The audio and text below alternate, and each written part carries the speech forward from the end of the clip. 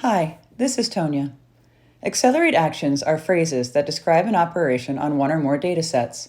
Phrases that, in general, require keywords that pin down the operation precisely. However, there are some actions that are completely unambiguous and need no keywords. There are two basic types of these. First of all, there are actions that simply apply a function to each cell of one table, functions such as trigonometric or logarithmic. For convenience, we will call these actions unary. Then there are actions applying a calculator-type function between corresponding cells of two tables, such as addition, multiplication, maximum, or greater than. We will refer to these as binary actions. In all these cases, accelerate syntax does not require unnecessary extra keywords and uses basic calculator syntax. Here we show a small numeric table, and we assume that the numbers represent angles. In this case, we apply the tangent function, which then works on every cell at once. The trigonometric, hyperbolic, inverse trigonometric, and exponential and log functions all work in this simple way, as do many other unary actions. The situation is a bit more complicated for binary actions, but it is still quite simple, and as usual does not require the detailed preparation by the user that some programs do. Here are two sample tables. The first is 18 by 3, and the second is 10 by 5. We wish to multiply together corresponding terms having the same location in both tables. We simply enter the usual expression for multiplication and view the result. The tables have been trimmed to a common size and the operation is performed on all corresponding cells. Let's see in detail what happens. Of course, you will most commonly work with tables having the same size, but for convenience, you won't have to worry about it. Here is an image of the two tables as originally constituted. The next image shows how they have been truncated to common dimension. They are then multiplied item by item. We are assuming here that you are primarily interested in the numbers and not the labels. However, if after truncation the row labels or the column labels are identical on both tables, then they are preserved. Similarly, if one table has labels and the other does not, then the labels that are present are kept.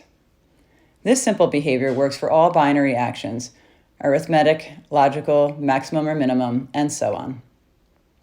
You may recall that tables with only one row or column are called lists, and they allow the user simplified access to their items. In the case of binary actions, lists have an additional and useful functionality. We first construct two lists. This one is vertical, and the next one is horizontal. The transpose is needed for the second because by default, all lists entered by hand are vertical. If one side of a binary action includes a vertical list, that list will be replicated to match the number of columns of the other side. If the list is horizontal, it will be replicated to match the number of rows of the other side. Then the two sides are truncated as before and the operation is performed. To make this clear, we will go through some examples. In the first example, we see the original table and list. Now we see that the list has been replicated. And finally, we see the two parts reduced to a common size. Then corresponding numbers are divided.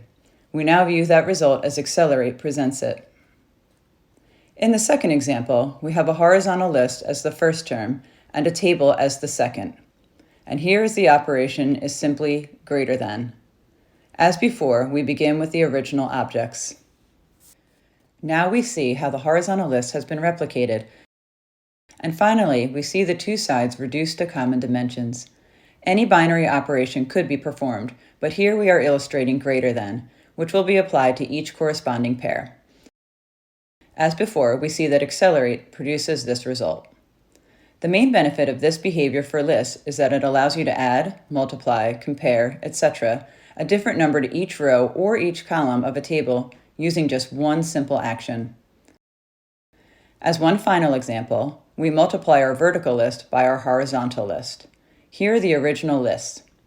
Now each one is replicated, since that is a valid option on both sides. We now apply the product to common cells. Again, we see that this is what accelerate does. In effect, each item of the first list is multiplied by every item of the second. This is commonly called the outer product or the tensor product. And simple multiplication provides a very easy single action to accomplish this. Finally, as you might expect, if either the left or right side of a binary operation is a single number, then that number will be combined with every item of the other side all at once. Normally, actions are best applied one line at a time, but these calculator types of actions follow customary calculator rules. For example, here is a slightly more complex numerical expression, and accelerate evaluates it correctly. It would work just as well if each number was replaced with a table.